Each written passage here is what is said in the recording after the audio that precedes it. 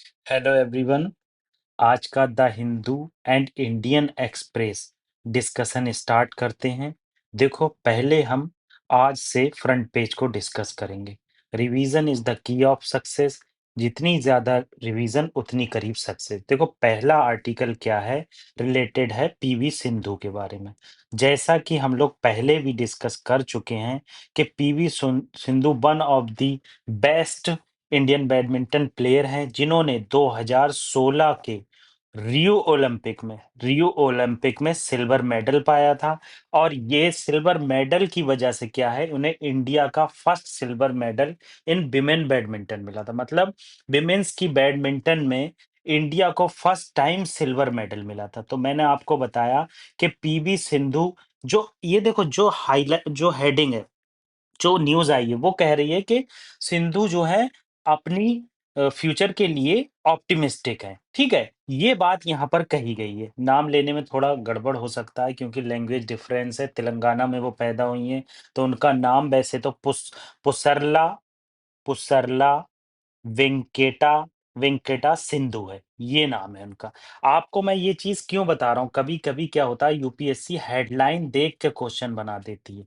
तो उस क्वेश्चन में आपको पता होना चाहिए जो चीज़ आ रही है वो क्यों चर्चा में। जैसे ये न्यूज़ आई है, CM notify Raj Bhavan on display of symbol. क्या हुआ रिसेंटली, आरएसएस एफिलिएटेड ग्रुप ने क्या किया, भारत माता का एक फोटो राजभवन में चिपका दिया। तो इस पर जो है, जो वहाँ के सीएम हैं, उन्होंने इस पे ऐतराज़ जताया और उन्होंने नोटिफ़ाइड, मतलब नोटिस इश्यू कर दिया। तो इस पे दोनों के बीच में विवाद बना हुआ है। तो इस तरह की न्यूज़ तो नहीं आती हैं, कन्फ्लिक्टिंग व्यूज़ हैं। मगर इस तरह की न्यूज़ ज़रूर आती है कि सिंधु जो है बहुत ज़्यादा चर्चा में थी, तो उनके बारे में कुछ पॉइंट दिए रहेंगे। जैसे दिए रहेगा 2016 के रियो ओलंपिक में उन्हें क्या है, सिल्वर मेडल ना मिलके उन्हें ब्रॉन्ज मेडल मिला, गलत हो जाएगा।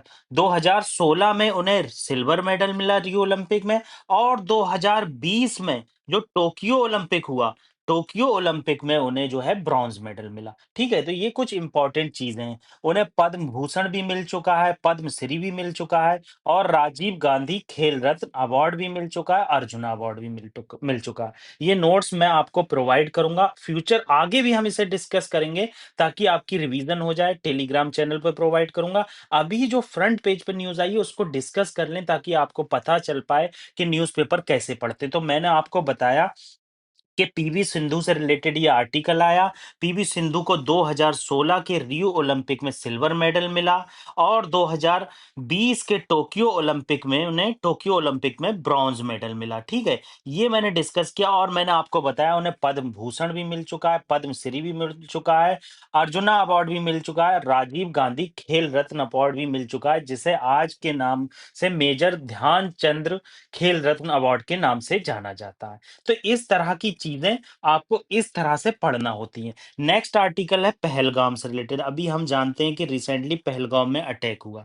तो उस पहलगाम अटैक में एससीओ ने, अभी उसके बाद एससीओ की एक मीटिंग हुई, उसमें एससीओ ने स्टेटमेंट में ना तो किसी टेररिज्म का जिक्र किया, और ना ही पहलगाम अटैक में जो निर्दोष मारे गए और जो टेररिस्ट अटैक हुआ उनका भी जिक्र नहीं हुआ। तो इससे रिलेटेड इंडिया ने क्या किया, इनको साइन करने से मना कर दिया। तो इस साइन करने से मना करने के कारण क्या हुआ, एक मतलब डिसहार्मनी क्रिएट होगी। आप कोई भी स्टेट है, जब आपस में रहते हैं, आपस में व्यापार करते हैं, तो एक दूसरे के हित को जानकर व्यापार किया जाता है। फॉरेन पॉलिसी पूरी डिपेंडेंट होती है इंटरेस्ट के ऊपर, कि किसका इंटरेस्ट क्या है। तो यहाँ पर सबसे इंपॉर्टेंट चीज है कि संघाई कॉपरेशन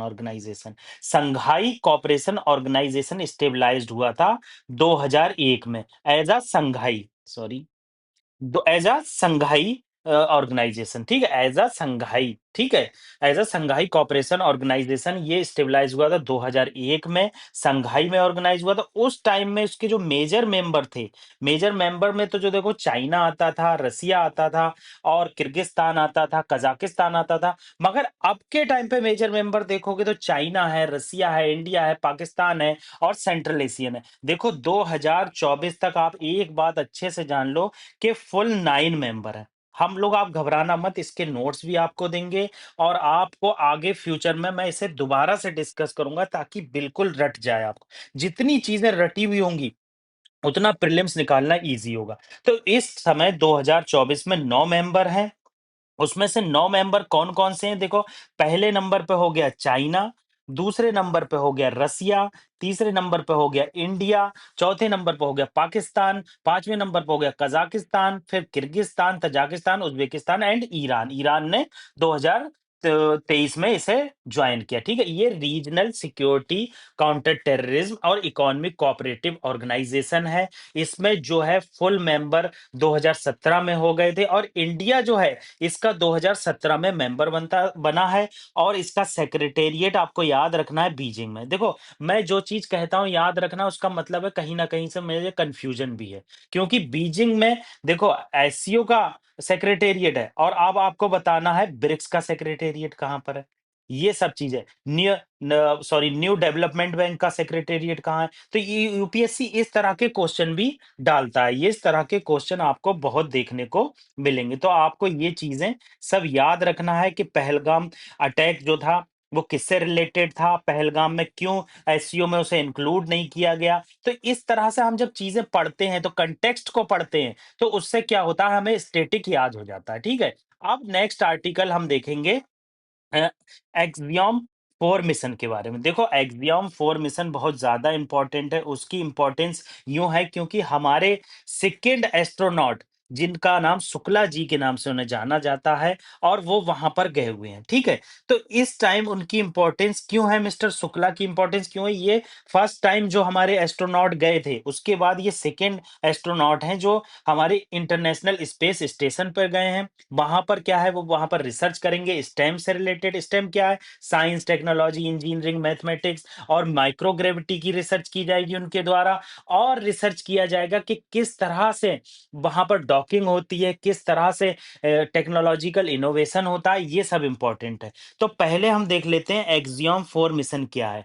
फर्स्ट ऑफ ऑल ये जान लीजिए ये एक प्राइवेट एजेंसी का मिशन है। क्या है? ये एक प्राइवेट एजेंसी का मिशन है, आपको पता होना चाहिए। ऐसा है देखो क्या होता है, जो एक्सियम 4 मिशन है आप ऐसे समझ लो कि ये जो है मान लो फाल्कन 9 है। ये क्या है फाल्कन 9 जो है स्पेस एक्स के द्वारा भेजा जा रहा है इंटरनेशनल स्पेस स्टेशन पर। अब यहाँ पर 2 से 3 सीटें खाली रह गई। तो इस खाली रही हुई सीटों में जो है क्या कहते हैं स्पेस एक्स कुछ नहीं करेगा। वो कहेगा ये सब फालतू का लोचा मुझे नहीं लेना है। तो यहाँ पर एक एक्सियम यूएस बेस्ड एजेंसी आएगी। ये यूएस बेस्ड एजेंसी क्या करेगी कि लोगों को स्पेस प्रोवाइड करेगी, उन लोगों को हायर करेगी और उनको कितने पैसे में वहां तक ले जाना है, ये सब चीजें उसके द्वारा की जाएंगी। तो एक्सियम 4 मिशन कुछ नहीं है, यूएस बेस्ड प्राइवेट मिशन है जिसमें स्पेस एक्स और एक्सियम इस पे एजेंसी मिलकर काम कर रही है। एक्सियम 4 मिशन जो है फाल्कन 9 के द्वारा भेजा जा रहा है, इसमें इंडियन एस्ट्रोनॉट भी गए हैं। तीसरी इंपॉर्टेंट चीज क्या है कि 14 दिन के लिए ये स्पेस मिशन भेजा जा रहा है। हमारे लिए क्यों इम्पोर्टेंट है ये? क्योंकि हम आगे फ्यूचर में चंद्रयान मिशन भेजेंगे, उस चंद्रयान मिशन में इसकी इम्पोर्टेंस बहुत ज़्यादा हो जाएगी, उनको बहुत नॉलेज होगी, तो हमें फ्यूचर में इसके बेनिफिट देखने को मिलेंगे। नेक्स्ट फ्रंट पेज का आर्टिकल है adding secularism to preamble need needs review RSS. RSS के लीडर ने सॉरी इससे पहले मैं एक चीज आपको डिस्कस कर देता हूँ इंटरनेशनल स्पेस स्टेशन के बारे में। देखो इंटरनेशनल स्पेस स्टेशन लॉन्च किया गया था 1998 में। किसके द्वारा? इसमें 5 एजेंसी शामिल थी। देखो एक नासा थी, ठीक है, ये आप याद रखना। एक रॉसकॉस्मोस थी, रॉसकॉस्मोस रसिया की एजेंसी है। फिर यूरोपियन स्पेस एजेंसी थी, जाक्सा थी, जापान की जाक्सा थी और कनाडा स्पेस एजेंसी। तो 3, 2, 5 आपको याद रखना है 5, क्योंकि वो पूछेगा जब इंटरनेशनल स्पेस स्टेशन को लॉन्च किया गया 1998 में, तो उस टाइम कितनी देश की एजेंसी शामिल थी। इसकी फंक्शन क्या है? माइक्रो ग्रेविटी पर रिसर्च करना, बहुत सारी स्टेम टेक्नोलॉजी पर रिसर्च करना, एस्ट्रोनॉट कैसे बायोलॉजिकली, फिजिकल और स्पेस में क्या चेंज आते हैं वो रिसर्च करते हैं। आप ये जान लीजिए कि इंटरनेशनल स्पेस स्टेशन है वो 90 मिनट में एक चक्कर लगाता है। किसका? हमारी अर्थ का। बहुत इंपॉर्टेंट है ये, पूछता है ऐसी चीजें तो पूछता है फैक्चुअल। 90 मिनट में क्या है ये एक चक्कर लगाता है और 2030 में ये जो मिशन है क्या हो जाएगा? खत्म हो जाएगा, इसकी जगह पर दूसरा मिशन आएगा। तो मैंने ये चीज़ बता दी और ये नेक्स्ट आर्टिकल जो है फ्रंट पेज का, adding secularism to preamble need to review, क्यों क्या है? ये इम्पोर्टेंट क्यों है? इसकी इम्पोर्टेंस इसलिए है कि आरएसएस के लीडर के द्वारा कहना है कि जो सेक्युलरिज़्म वर्ड है, वो बात को ऐड किया गया है प्रिएम्बल में, ऐसा कुछ नहीं है। तो मगर बहुत सारे क्रिटिक्स हैं और जो बहुत सारे अपोजिशन के लीडर हैं और जो ऑथर हैं, वो कहते हैं ऑलरेडी हमारा कॉन्स्टिट्यूशन क्या है? सेक्युलर है। ये इंदिरा गांधी जी के द्वारा, देखो 3 वर्ड आपको याद रखना है, जो हमारे प्रिएम्बल में ऐड किए गए। एक-एक चीज़ का नोट्स प्रोवाइड करूँगा फ्यूचर में, आप बिल्कुल चिंता मत करना, बस सुनो ध्यान से।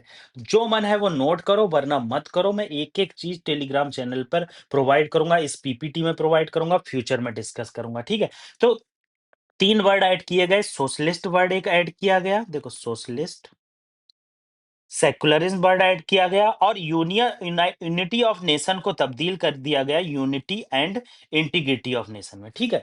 तो इस तरह से 42nd अमेंडमेंट में ये वर्ड ऐड किए गए। मगर आप ओवरऑल देखोगे कि प्रिएम्बल जो है हमारा, वो खुद ही सेक्युलर प्रिएम्बल है, खुद ही सोशलिस्ट प्रिएम्बल है या खुद खुद ही सोशलिस्ट कॉन्स्टिट्यूशन है। तो इस तरह की चीज़ें हमें देखने को मिलती है। तो ये फ्रंट पेज के मेजर आर्टिकल थे। देखा कितने मैंने आर्टिकल निकाले, कि सिंधु के बारे में मैंने डिस्कस किया, पीवी सिंधु किस तरह से इंडिया के लिए उन्होंने खेला है।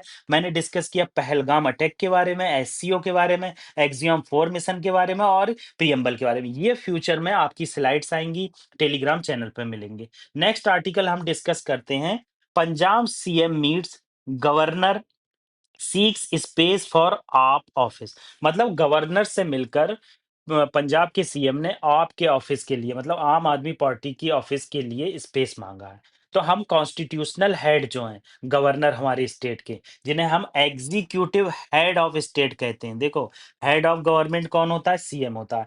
हेड ऑफ स्टेट कौन होता है? गवर्नर होता है। जो भी पॉइंट बोल रहा हूँ वो बेहद बेहद इंपॉर्टेंट है। Revision is the key of success, जितनी ज्यादा रिवीजन उतनी करीब सक्सेस, ठीक है?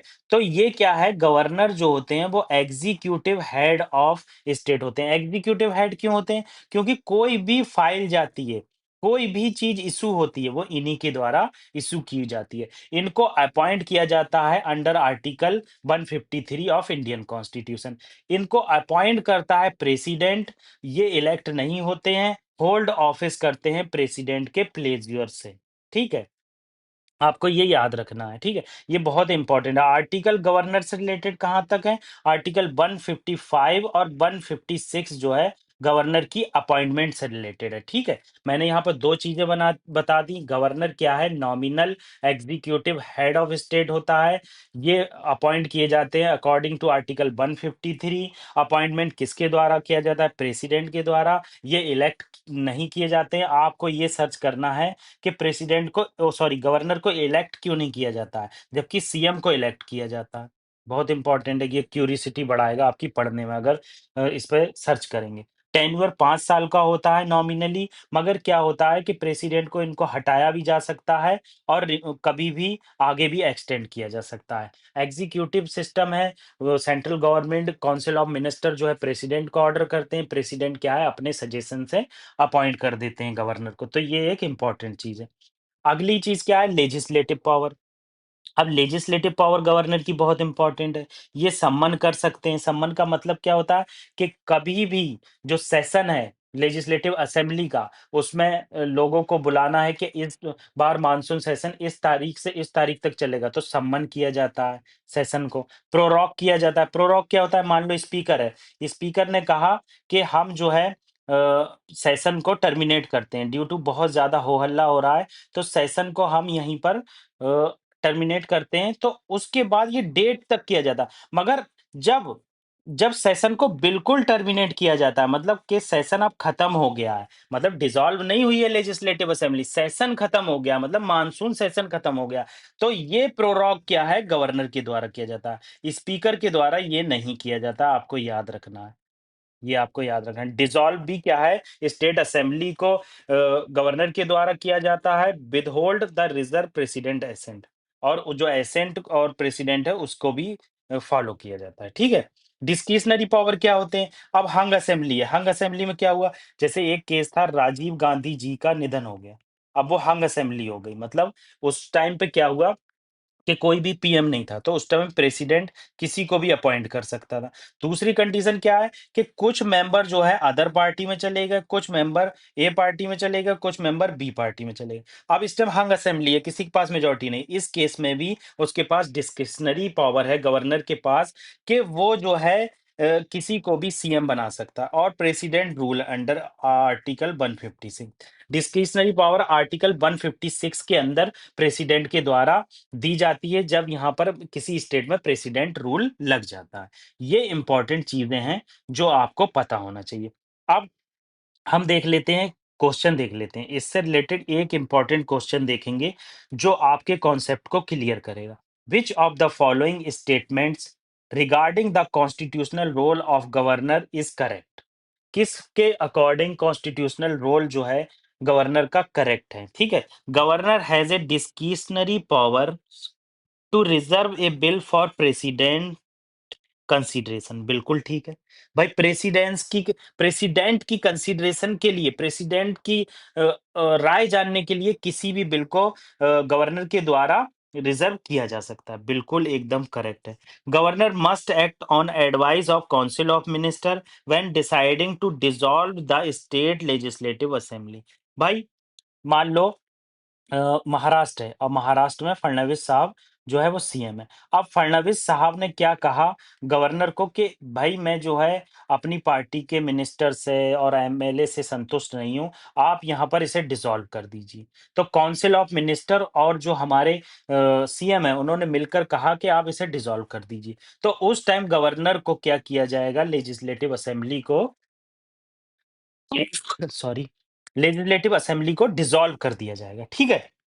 तो ये इंपॉर्टेंट है कि यहाँ पर क्या है, एडवाइस कभी कभी ये डिस्क्रिशनरी भी किया जाता है। जैसे मान लो कहीं पर अपोजिशन की मेजॉरिटी है और यहाँ पर सेंटर में अदर पार्टी है, तो अपोजिशन के यहाँ पर क्या किया जाता है, मिस रूल किया जाता है। मतलब वहां पर बहुत सारी चीजें ऐसे कर दी जाती हैं जैसे कि ऐसा ही रूल है, मगर ऐसा नहीं होता है। कभी कभी गवर्नर, जैसे आर एन रवि का केस देख लो तमिलनाडु, बहुत सारे बिल आर एन रवि ने रिजर्व करके रख लिए प्रेसिडेंट के लिए, जबकि उनको जरूरत नहीं थी प्रेसिडेंट के लिए रिजर्व करने के लिए। इसलिए क्या किया, सुप्रीम कोर्ट ने अपनी अथॉरिटी दिखाते हुए 3 महीने की टाइम लिमिट लिख दी। इसीलिए वहां बहुत सारी चीजें देखने को मिली कि किस तरह से अपोजिशन के, सॉरी, किस तरह से गवर्नमेंट ने सुप्रीम जुडिशरी को क्रिटिसाइज किया सिस्टमेटिकली कि आप कैसे लेजिस्लेचर ऑर्गन में आ सकते हैं, कैसे आप अपनी जुडिशरी से ज्यादा बढ़ रहे हैं, मतलब आपके ऑर्डर एक्स्ट्रा जुडिशियल हो रहे हैं। ठीक है। तो मैंने पहला डिस्कस किया, दूसरा डिस्कस किया, दोनों ही राइट पॉइंट थे। तीसरा पॉइंट क्या है, कॉन्स्टिट्यूशन एक्सप्लिसिटली मेंशन है। ऐसे वर्ड बहुत देखने को मिलते हैं, एक्सप्लिसिटली और मेजरली, ऐसे वर्ड जो है मैक्सिमम टाइम गलत ही होते हैं। तो constitution explicitly mention the qualification required for the person to be appointed as a governor. बिल्कुल गलत। कहीं भी क्वालिफिकेशन का जिक्र नहीं है। बस क्या है कि एलिजिबिलिटी है कि आप जो है इस स्टेट के, वो सॉरी, आपकी एज इतनी ज़्यादा होना चाहिए, 35 साल होना चाहिए, ये सब चीज़ें। तो इसका आंसर देख लेते हैं। आंसर क्या है? इसका आंसर 1 और 2 है, बिल्कुल सही, हमने जो डिस्कस किया, पहला और दूसरा है। आप यहाँ देख लो, अगर तीसरा को कट करोगे तो ये कट हो जाएगा, ये कट हो जाएगा, सी और ए बचेगा और दूसरा सही है तो हमारा ये सही है। ठीक है, अब ये मैंने कुछ मतलब आपको बताया कि आर्टिकल 200 के अंदर क्या है, गवर्नर रिजर्व रख सकता है बिल को प्रेसिडेंट के कंसिडरेशन के लिए। ये एक डिस्क्रिशनरी पावर है। डिस्क्रिशनरी पावर क्या होता है? डिस्क्रिशनरी पावर होता है कि भाई गवर्नर की विल है, भाई मेरा मन हो रहा मैं रखूंगा। सीधी-सीधी बात है, आप ऐसे समझ लो। उसने, बच्चे को हमने 5 टॉफ़ी दी, उसने पापा को 1 भी टॉफ़ी नहीं दी। तो ये डिस्क्रिशनरी पावर है बच्चे की, वॉलंटरी, मतलब हम खुद ही रख रहे हैं, डिस्क्रिशनरी मतलब खुद की। दूसरा क्या है, गवर्नर मस्ट एडवाइस, ये बात हमने डिस्कस की कि किस तरह से जो लेजिस्लेटिव असेंबली है वो डिसॉल्व होती है। आर्टिकल 168 के द्वारा सुप्रीम कोर्ट की क्या कहते हैं, रूलिंग है अ, रेबिया केस में 2016। देखो ये नवम रेबिया केस क्या था, मैं आपको समझा देता हूँ। नवम राबिया केस रवम राबिया केस क्या था? इस केस में क्या हुआ, बहुत सारे स्टेट में गवर्नर क्या है अपनी मनमानी कर रहे थे। मनमानी क्या होती है कि भाई हम अभी डिसॉल्व नहीं करेंगे, ठीक है? तो इस तरह की चीज़ों को ख़त्म करने के लिए सुप्रीम कोर्ट ने 2016 में जजमेंट दिया कि भाई काउंसिल ऑफ मिनिस्टर को चुना है, ये चुने हुए बासिंदे हैं, चुने हुए एमएलए हैं, आप इनकी बात कैसे नहीं मानेंगे? ये सब बातें कही गई सुप्रीम कोर्ट के द्वारा। तो सुप्रीम कोर्ट ने कहा कि काउंसिल ऑफ मिनिस्टर की एडवाइस से आप लेजिस्लेटिव असेंबली को डिसॉल्व कर सकते हैं। ठीक है? ये आपको टाइम लग रहा है, मगर बहुत इंपॉर्टेंट है। सुनोगे तो तुम्हारे लिए अच्छा होगा। Constitution does not specify any qualification, मैंने बताया कोई कॉन्स्टिट्यूशन में क्वालिफिकेशन नहीं दी है, बस एलिजिबिलिटी दी है कि सिटीज़नशिप इंडिया की होना चाहिए और 35 साल प्लस एज होना चाहिए। ये सब चीज़ें। ठीक है? नेक्स्ट आर्टिकल रिलेटेड है पंचायत से। क्या हेडलाइन है? Find ways of increasing revenue of panchayat. Find ways of increasing revenue of panchayat. मतलब अमित शाह जो हमारे होम मिनिस्टर हैं, उन्होंने हमारे योगी जी को अर्ज किया है, योगी जी से कहा है कि आप पंचायत के रेवेन्यू इंक्रीज करने से रिलेटेड चीजें डिस्कस कीजिए और प्रावधान कीजिए, प्रोविजन बनाइए। तो इस तरह की बातें जो है हमारे अ, होम मिनिस्टर के द्वारा कही गई हैं। तो हम पंचायत के बारे में थोड़ा-सा जान लेते हैं, कि पंचायत का कैसे 73rd कॉन्स्टिट्यूशनल अमेंडमेंट में ज़िक्र है, कैसे पंचायत को कॉन्स्टिट्यूशनल स्ट्रक्चर दिया गया। तो थोड़ा-सा ओवरव्यू ले लेते हैं, ठीक है? टैक्सेशन पावर, देखो पंचायत के पास बहुत सारी टैक्सेशन पावर होती हैं। क्या होती है? जैसे वो टैक्स कर सकता है, कलेक्ट टैक्स कर सकता है, हाउस टैक्स लगा सकता है, जैसे प्रॉपर्टी टैक्स, मार्केट में टैक्स, वाटर पे टैक्स लगा सकता है, टोल्स कलेक्ट कर सकता है, फी कलेक्ट कर सकता है, ये सब पावर होती है। मगर तुमने सुना होगा कि किसी गन पंचायत में ये सब पावर हमारे यहाँ तो देखने को नहीं मिलती हैं। क्यों नहीं मिलती हैं? वो सोचते हैं हमारा वोट बैंक जो है डिक्लाइन हो जाएगा। तो one of the main important चीज़ क्या है कि वोट बैंक की पॉलिटिक्स के चक्कर में पंचायत के पास अपनी फाइनेंशियल प्रॉब्लम इमर्ज होती है। दूसरी चीज़ ग्रांट इन एड। भाई ग्रांट इन एड क्या है? स्टेट के द्वारा कंसोलिडेटेड फंड ऑफ स्टेट्स है। आर्टिकल 1 300 243 एच के अंदर ज़िक्र है कि ग्रांट इन एड दिया जा सकता है। Finance commission, state finance commission बनाया गया केवल पंचायत के रेवेन्यू को देखते हुए कि कैसे डिस्ट्रीब्यूशन फाइनेंस का किया जाए पंचायत के लिए, ताकि पंचायत के पास ऑटोनॉमी हो, डेवलपमेंट हो, एजुकेशन में बढ़ावा दे सकें, ये सब चीज़ें। तो फाइनेंस कमीशन किसमें है?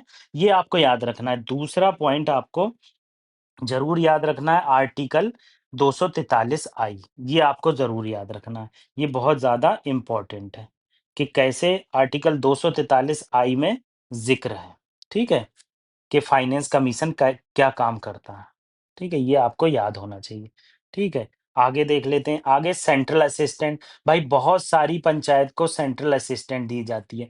मगर ये जो जो पंचायत को सेंट्रल असिस्टेंट दी जाती है, ये डायरेक्टली उनको नहीं पहुँचती है, पहले सेंटर को पहुँचती है। तो इसीलिए पंचायत जो होती हैं वो फाइनेंशियली इल होती हैं। मतलब इल का मतलब बीमार होती हैं। लोकल रिसोर्सेज़ मैंने आपको बताई कि पॉन्ड पे टैक्स लगा सकते हैं, मार्केट को बोरोइंग कर सकते हैं, उनके द्वारा बोरोइंग की जा सकती है, ठीक है?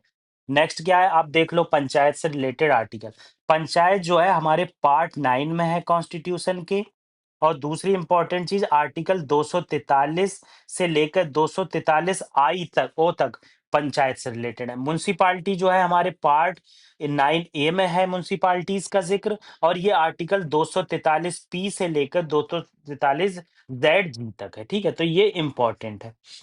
ये आपको पता ही होना चाहिए। तो मैंने आपको इतने इम्पोर्टेंट आर्टिकल डिस्कस किए, कोई भी दिक्कत है प्लीज़ आप टेलीग्राम पे पूछो, मेंटरिंग चाहिए तो कॉल के लिए मुझसे कहो, कोई चीज़ आपकी छोड़ी नहीं जाएगी। Revision is the key of success, जितनी ज़्यादा रिवीज़न उतनी करीब सक्सेस।